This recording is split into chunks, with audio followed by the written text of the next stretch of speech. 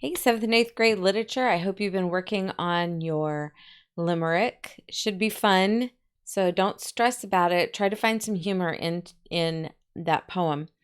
Today we're going to be talking about diction for the first time. And diction is a fancy word that just means the writer's choice and ordering of words, phrases, and figurative language. It's really important, you may have noticed, as you are working on your own poetry to find the right word to say exactly what you mean. Diction is really all about finding that perfect word or that perfect phrase.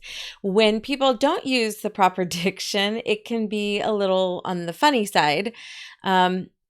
There were years ago, Mr. S and I were walking through a Dollar Tree or 99-cent store, and we stopped at an end cap full of Winnie the Pooh products, and we were just like, wow, Winnie the Pooh products at 99-cent only store.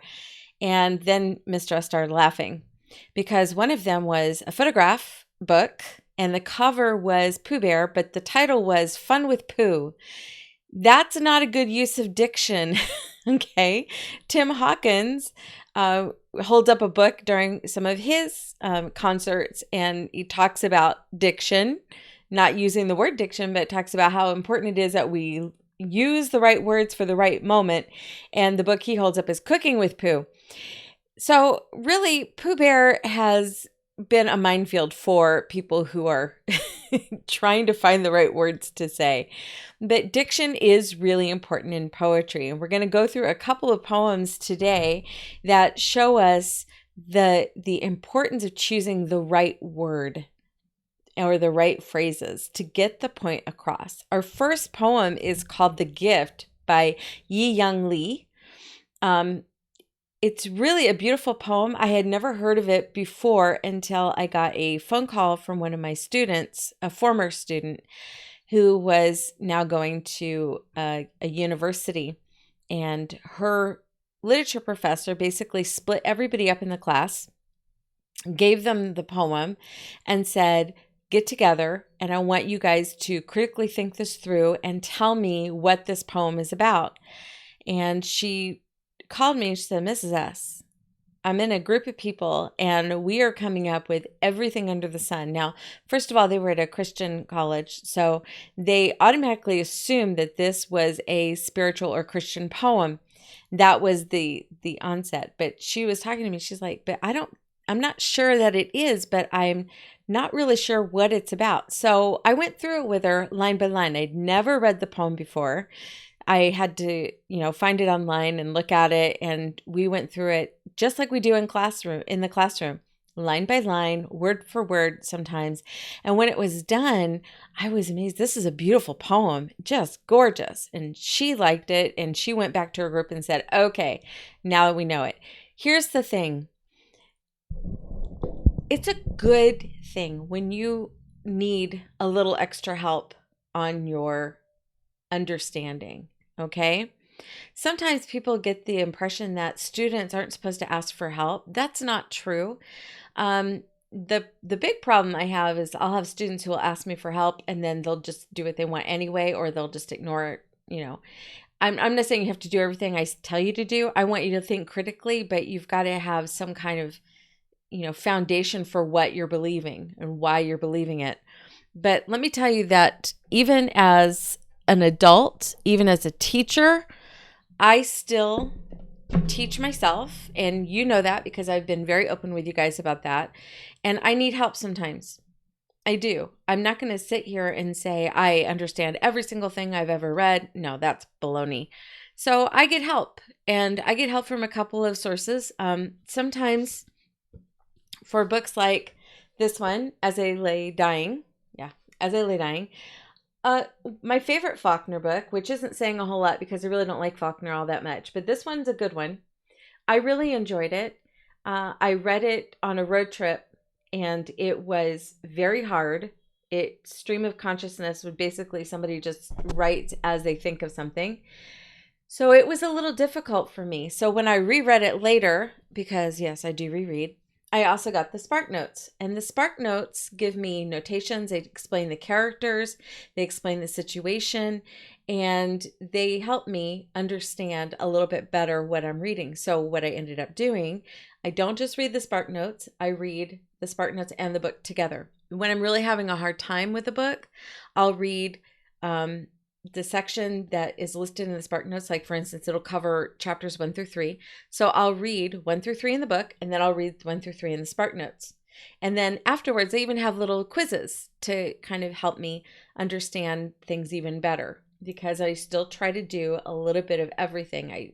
After I've read the Spark Notes, sometimes I will even go so far as to watch a movie based on it, which I did. It stars James Franco. He actually directed and produced it. And so I was able to watch As I Lay Dying, and it's right out of the book. It's fantastic. So I learned that way too. It's not just students in school, it's students in real life as well. I did the same thing with Scarlet Letter. Now, Scarlet Letter, I have taught every single year I've been a teacher. Every other year I've taught it. So for out of 18 years, I've taught this 9 years. That doesn't mean I know every single thing about this book. So I'll pick up a copy of Cliff's Notes. Okay. Cliff's Notes were the original, guide that people would buy. Spark Notes is from Barnes & Noble. Cliff Notes was an independent company. But I'll do the same thing. I'll read a little bit of Scarlet Letter. I'll read a little bit of Spark Notes just to help me understand, get more depth out of what I'm reading. That is what you're supposed to do when you're learning, when you're teaching yourself, and you do need to be teaching yourself even in junior high. This is how you do it. This is one of the ways. Now, what if there is no Spark Notes? What if there's no Cliff's Notes? What if you are just trying to figure out what something means? Well, there's a variety of ways you can do that. You can go online. I belong to a lot of book club groups, and people ask questions there all the time. You can get involved in a book club. People will be able to interact that way and find different things to talk about and ask questions and try to come up with solutions. Also, check the back of your book that you're reading, because it might have some notes in there that will help you. Read every endnote, read every footnote so that you can better understand what you're reading. It's a good thing to ask people for help. Now, if you are like my former student and you're just like, I have no idea what this is about, ask someone who has read it before or who is a teacher or a former teacher and say, can you help me understand this? There's a pretty good chance that they'll be able to help you. This is really a great little step into self-teaching, which is something you need to do right now. So we are going to go through the gift, and we're going to go through it our usual 3 times. And I got that from my college textbook that I read. I actually read the college textbook before I went to college. Somebody else was going to college. They lent me their textbook. I read the whole thing, went to sign up for a literature class. I got a different textbook by a different author. But that first textbook that I read by Lawrence Perrine gives really, really good information about how to understand, how to read a poem and how to get something out of it. So I taught myself how to read a poem. Then I went to college and I got more background from different authors. And let me tell you, that has really made a big difference in how I learn poetry. So we're going to do it just like Perrine says, 3 times through. 1 time just to get the feeling of the poem, 1 time to dissect and analyze and explain the poem, and then a 3rd time just to get that full realization of what this poem is really about. This poem is The Gift. So let's read it through once. To pull the metal splinter from my palm, my father recited a story in a low voice. I watched his lovely face and not the blade. Before the story ended, he'd removed the iron sliver I thought I'd die from. I can't remember the tale, but hear his voice still, a well of dark water, a prayer, and I recall his hands, 2 measures of tenderness he laid against my face, the flames of discipline he raised above my head. Had you entered that afternoon, you would have thought you saw a man planting something in a boy's palm. a silver tear, a tiny flame. Had you followed that boy, you would have arrived here, where I bend over my wife's right hand. Look how I shave her thumbnail down. So carefully she feels no pain. Watch as I lift the splinter out. I was 7 when my father took my hand like this, and I did not hold that shard between my fingers and think, metal that will bury me, christen it little assassin, or going deep from my heart. And I did not lift up my wound and cry, death visited here. I did what a child does when he is given something to keep. I kissed my father. Okay. Now imagine you're in a college class and everybody's telling you this has something to do with Jesus, and you're looking for depictions of Christ. Well, the metal splinter in the palm, you could kind of understand that because Christ was pierced through his hands. The fact that there's a father and a son here, that makes perfect sense. But that's pretty much it. That's the only things you could really compare to Christ, because nothing else actually fits, especially when you get to the point where he says, had you followed that boy, you would have arrived here where I bent over my wife's right hand. Jesus wasn't married on this earth. So there is a lot of confusion. There was a lot of confusion in that college class, in that group. So let's go through it line by line so we can understand what's actually going on in this poem. And when you hear it, it's going to be an amazing story. Wink, wink, homework story. Okay. To pull the metal splinter from my palm, my father recited a story in a low voice.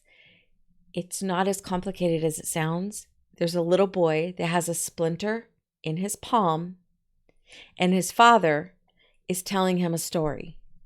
Now, why is he telling him a story? Because he's getting ready to pull the splinter out, and he knows it could hurt his son.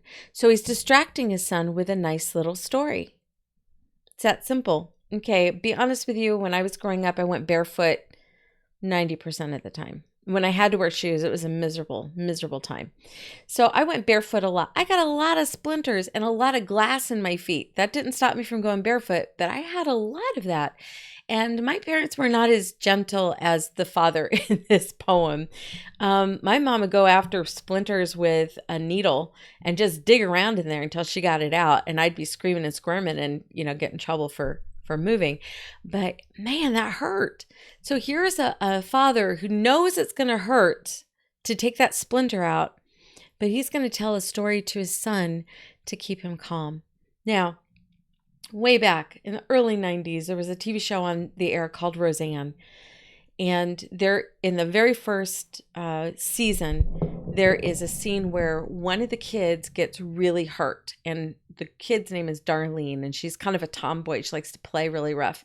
And she comes in, she's really hurt. Her parents have to doctor her in the kitchen. They don't have a lot of money to go to like emergency rooms for anything. So they're just going to clean her up, put a Band-Aid on it, and watch over her.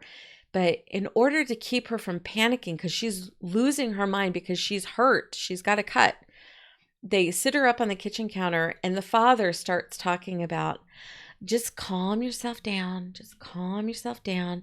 Think about a pretty flower and a butterfly. And his wife just looks at him like, are you crazy? Do you not know this child? And she says, what are you talking about? Hey, Darlene, remember when we went to the monster truck rally and we saw that, that one truck just totally smash into the other truck? And Darlene immediately stops crying. She goes, oh yeah, that was cool.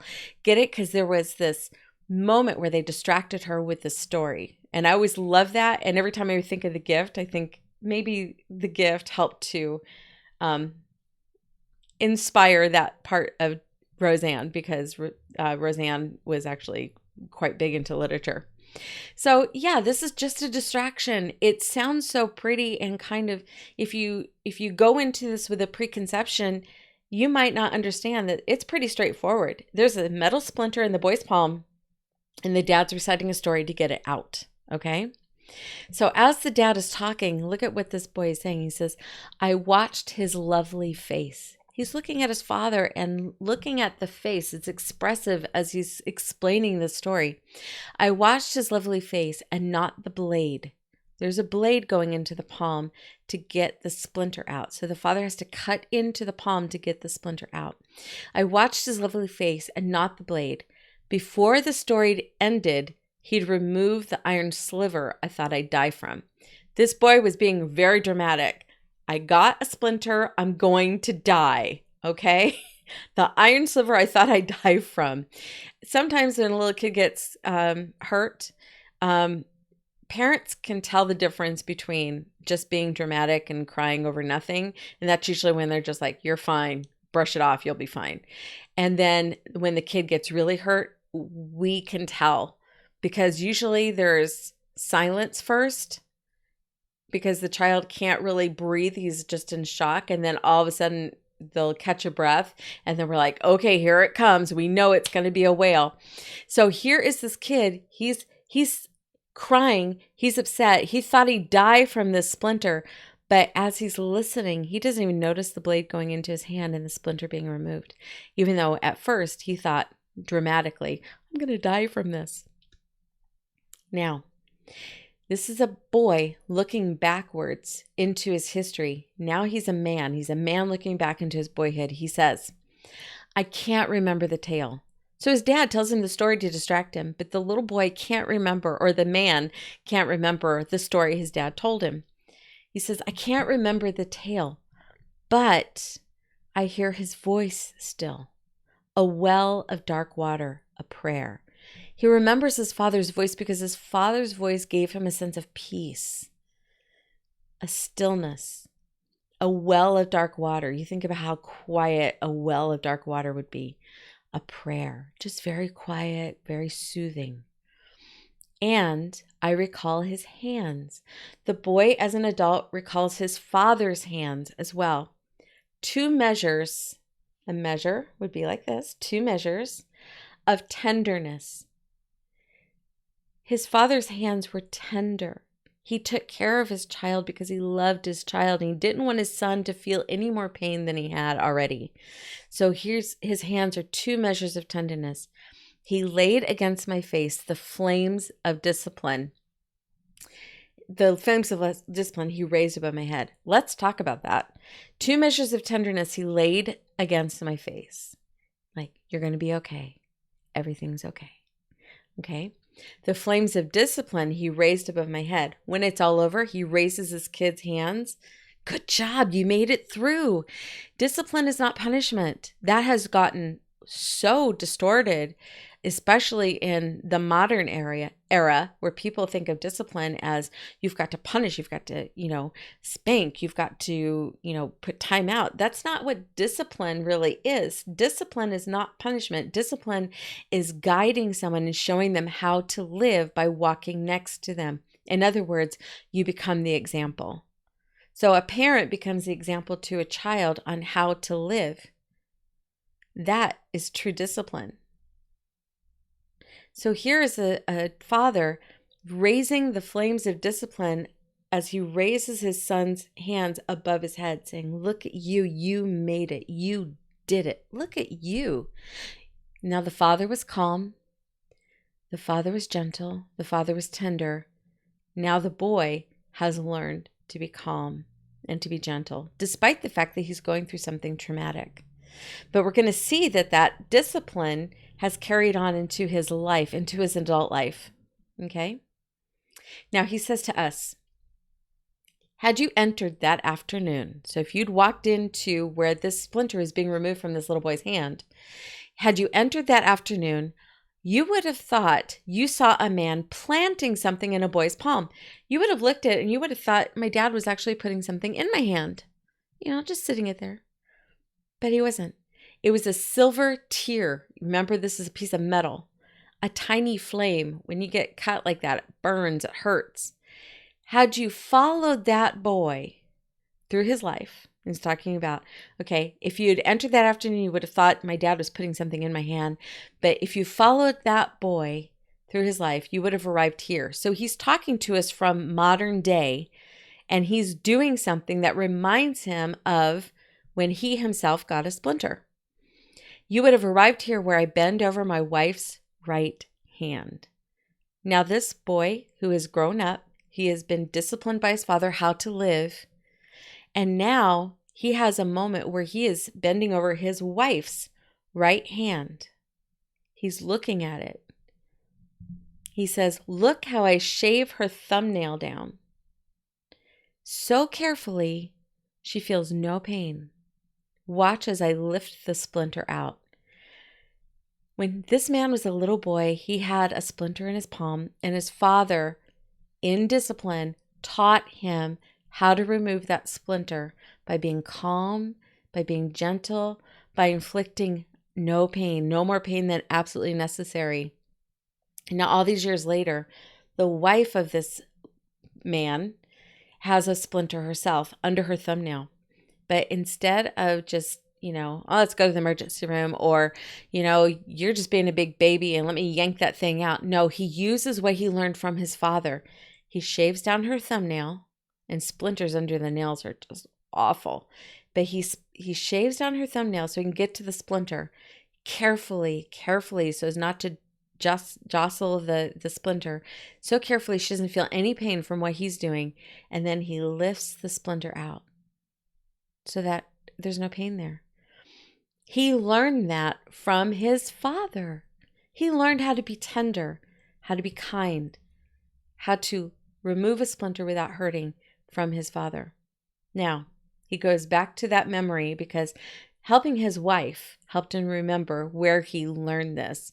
He says, "I was 7 when my father took my hand like this, and I did not hold that shard," that means the splinter, which was, splinters always feel huge, but when you take them out, they're teeny tiny. He says, "I did not hold that shard between my fingers and think, 'Metal that will bury me. Christen it, little assassin,' or going deep from my heart." He says, "I didn't look at that little splinter and think, 'Oh, I almost died because of this. Oh my goodness, this is a piece of metal that could have killed me.' It was, or going deep from my heart." And of course, because I'm a nerd, I think Iron Man right away, because that's why he has to wear that thing in his chest to keep the ore that's in his body from the shrapnel from going into his heart and killing him. Watch Iron Man. Okay. He says, I did not lift up my wound and cry, 'Death visited here.'" Okay. He doesn't look at the splinter and say, "Wow, that could have killed me. Oh my goodness, I could have died from that. Look at my wound. I, succeeded. Death tried to get me and I said, no, no, no, no." Instead, he says, "I did what a child does when he's given something to keep. He's not given the splinter to keep. He's given something else to keep." What did the father teach his son in this poem? That's what he was given to keep. He says, "When I did what a child does when he's given something to keep, I kissed my father." So after he realizes as a child that his father has been tender, that his father has given him something really amazing, not a splinter, but he gave him something that is worth keeping, the child, even at 7 years old, realizes this is how you're supposed to live your life. And he kisses his father in acknowledgement. Okay, in your book, it's going to ask you, what did the father give that child to keep? I'm not going to tell you, because I want you to actually think about it, think it through. He mentions it multiple times in the poem. I need you to put it together. I need you to use your critical thinking skills to learn what the father gave the boy to keep.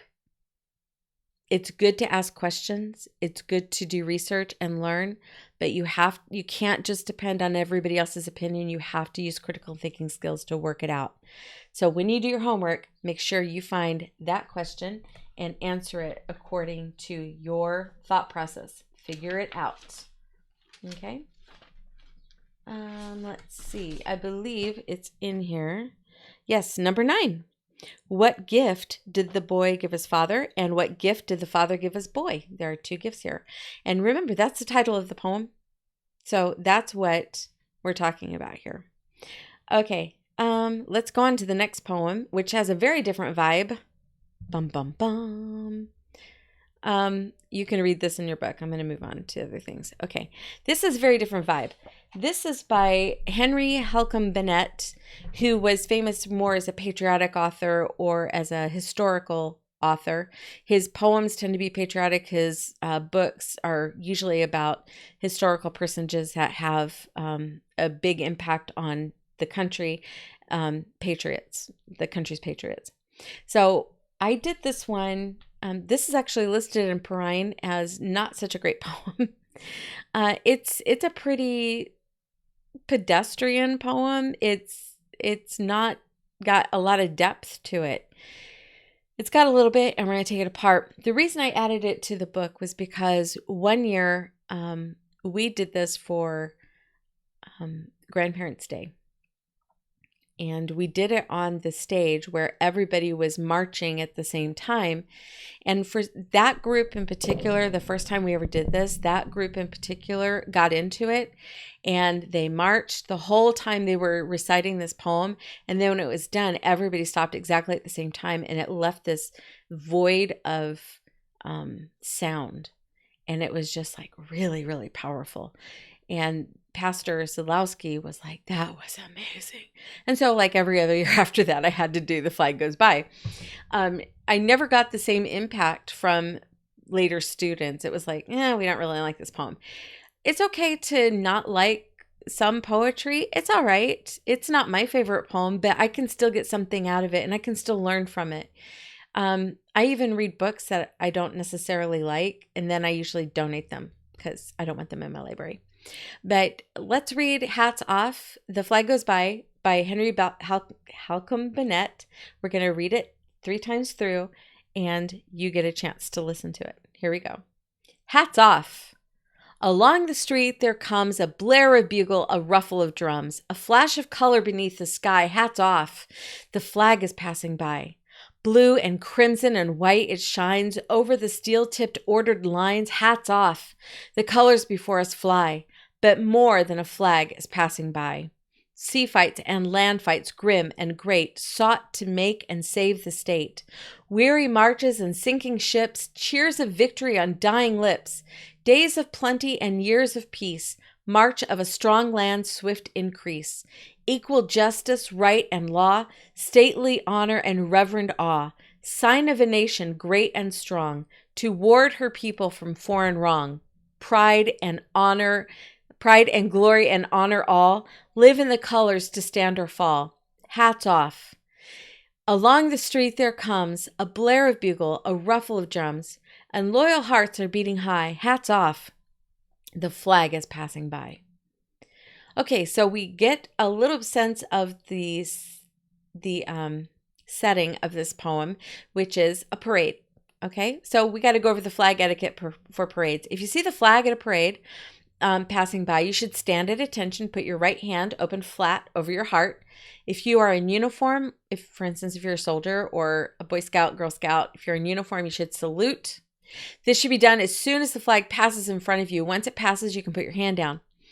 As far as the flag in the parade goes, if the U.S. flag is in procession with another flag, then the U.S. flag should be on the marching right. In other words, the flag's own right, or the right side of the marcher as he or she goes down the street.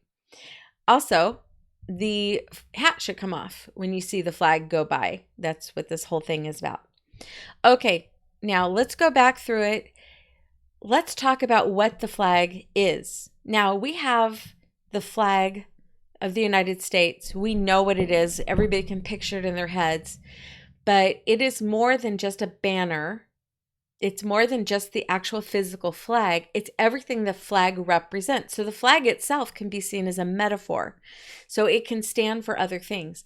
Now, Henry Halcombe Burnett is going to be using the flag as a metaphor as well as the actual flag. He's going to say, here's the flag, here's what it represents. Get it? Metaphorical. And he's going to use diction to help us understand the flag as a metaphor. Okay? So first he says, hats off. That's a sign of respect to take the hat off. So show some respect, not just for the flag itself, but for everything it stands for its metaphor. So he says, hats off. Along the street there comes a blare of bugles, a ruffle of drums, a flash of color beneath the sky. Hats off. The flag is passing by. So first of all, it's just really simple, just directly telling you, okay, take off your hat, the flag is coming. There's music, the Blair Bugles, there's the drumming, there's the flag itself, this flash of color under the sky. So take off your hat because the flag is passing by. And then it's going to describe the flag as blue, which stands for truth and honesty.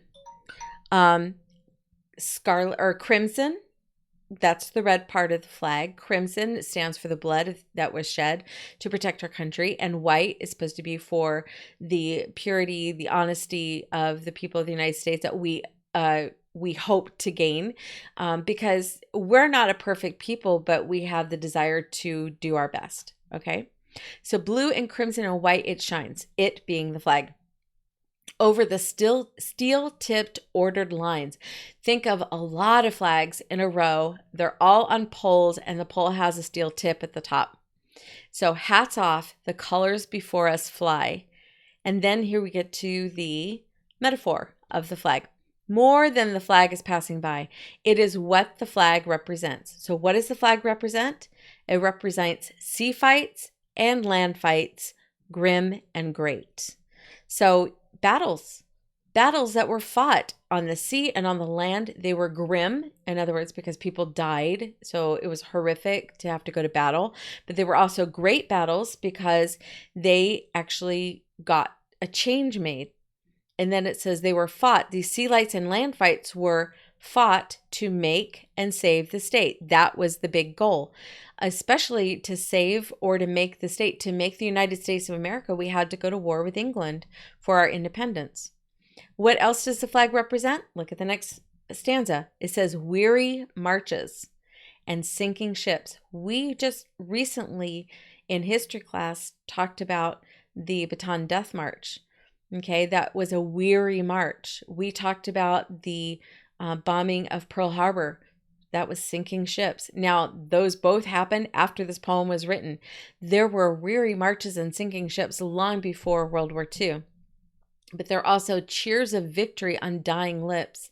Soldiers who gave their all for this country deserve to be honored. And how are they honored? By honoring the flag, because the flag represents them.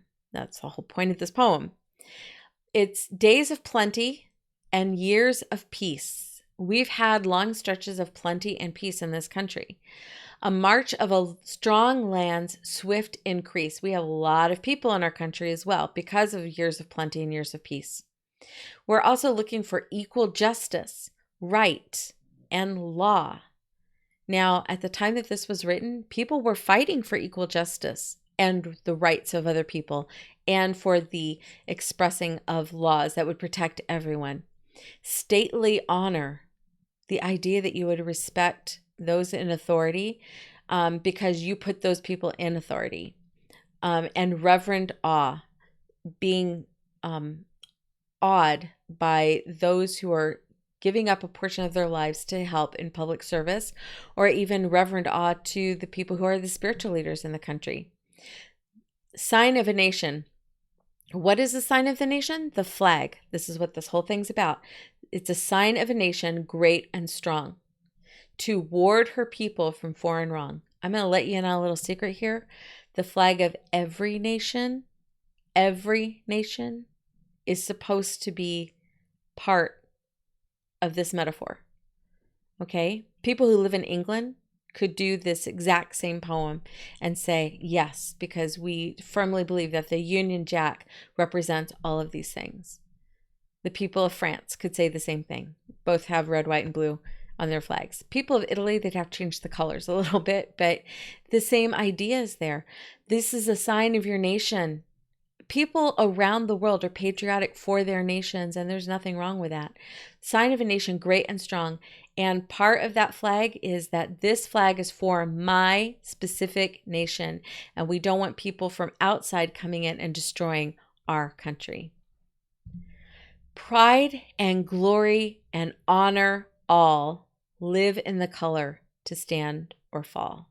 So this flag represents our pride, our glory, and our honor, which are the three really representing the three colors. They live in those colors to stand or fall. If the flag falls, we see the fall of our pride, the fall of our glory, the fall of our honor. Hats off. Along the street there comes a blare of bugles, a ruffle of drums, and loyal hearts are beating high because the people who respect the flag understand that it is also a metaphor, that we respect the flag because of what it stands for. Hats off. The flag is passing by. Now, this picture should be really familiar to most of you. This is the oak tree that is on Highland Springs Avenue.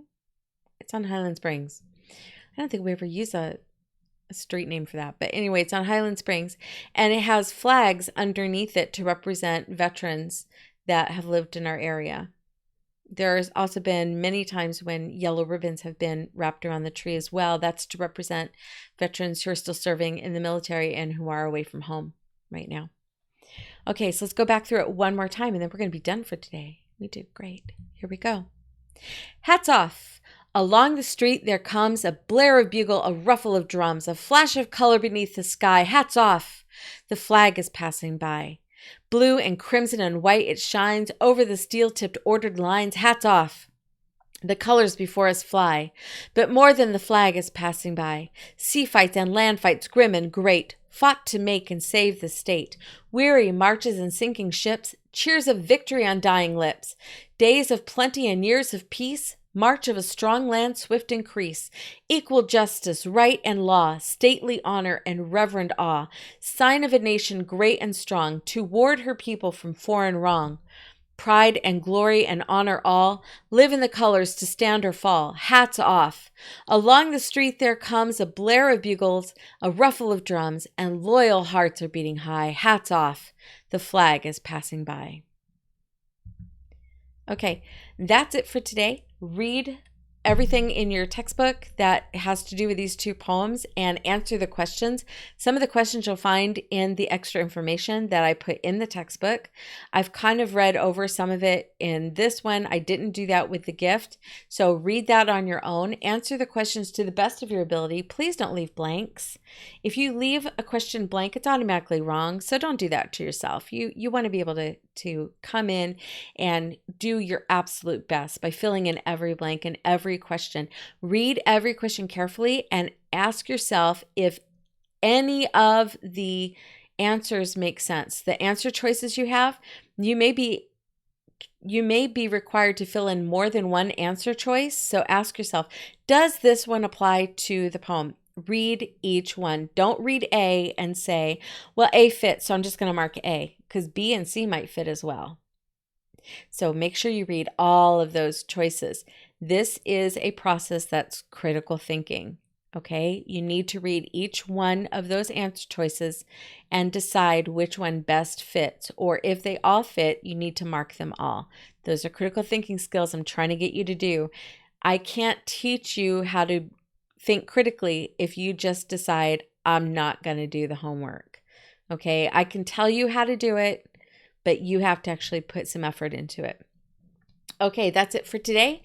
And I will get back to you guys with our next poetry on Thursday. We're going to go back to our old school schedule on Tuesdays and Thursdays when I usually did literature with you. We don't really have spelling tests. I'm not doing any more spelling this year. We're cutting that out. You did plenty of spelling this year to get a decent grade on the spelling. So just work on your literature for me. So that's it. And I will talk to you again on Thursday, and have a really, really good day.